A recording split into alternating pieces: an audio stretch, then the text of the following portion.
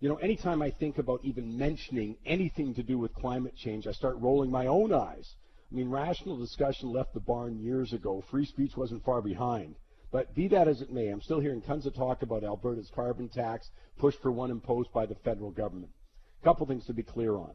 The biggest problem with Canada's climate change policies, that gets to the heart of, by the way, why effective international action is so difficult, is that the costs of climate change policies are borne locally, but the benefits are dispersed globally.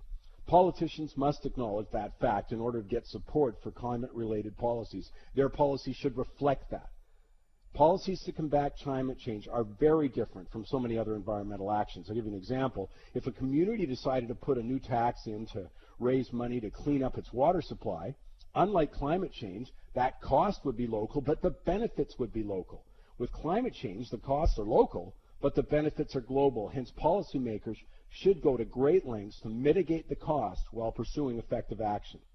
I'm not saying this is an argument to take no action on climate change. It's demand for rational debate that includes a cost-benefit analysis of various policy options. And on that score, the research supports a revenue-neutral carbon tax over the regulatory approach. Economists also favor a carbon tax over policies like the massive waste of tax dollars that goes toward subsidizing electric cars or disasters like subsidized corn-based ethanol. Policy prescriptions must acknowledge that Canadian reality. I mean, come on, if you shut down all of Canada, we've got no people, no cars, no industry, no individual businesses, no machinery, no agriculture, the total reduction in global emissions would be under 2%. Well, that's what makes it tough to ask Canadians, or in this case Albertans in particular, to bear the cost of climate policies when the potential benefit in terms of reducing global emissions is minor, hence the need for a revenue-neutral approach. If reducing carbon emissions is the priority, then government shouldn't be looking to a carbon tax to raise money, regardless of what they promise to spend it on. If economic growth is the goal, then the research is very clear that it's far better to take the money and lower corporate taxes first and then individual taxes. I suspect the fact that the Alberta government's going to take in $6 billion a year into general revenues is a major reason why some polls show that nearly 65% of Albertans oppose the tax. Most economists would argue that when it comes to a carbon tax, there are two distinct questions. One, is a carbon tax effective policy in reducing emissions? And the answer is yes. And two, what should the government do with the revenue? That's a separate question. But this is the question that goes a long way to determining public support. By not giving the money collected back to individuals and businesses in the form of tax relief, as BC's done, the government changed the cost-benefit ratio for both the economy as a whole and especially for individuals. I mean, come on. Typical Alberta family with 2 children is going to see a cost of around $338 extra in 2017, $508 in 2018, thanks to the carbon tax.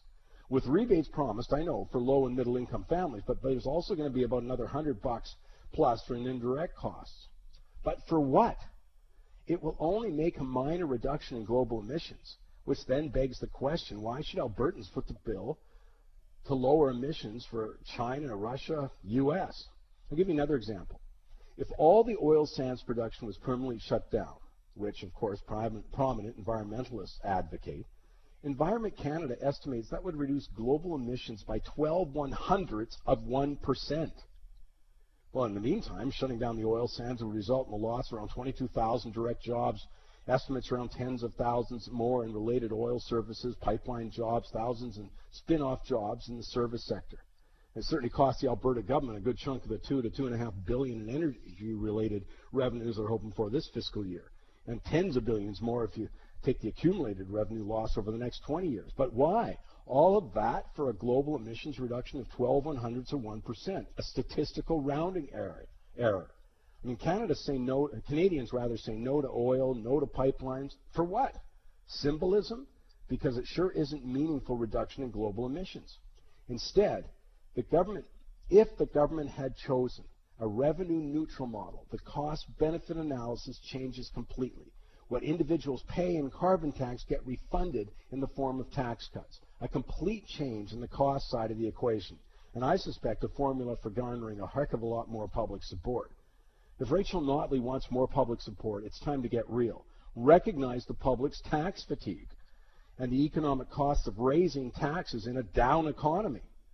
Time to reverse course and go to a revenue neutral model.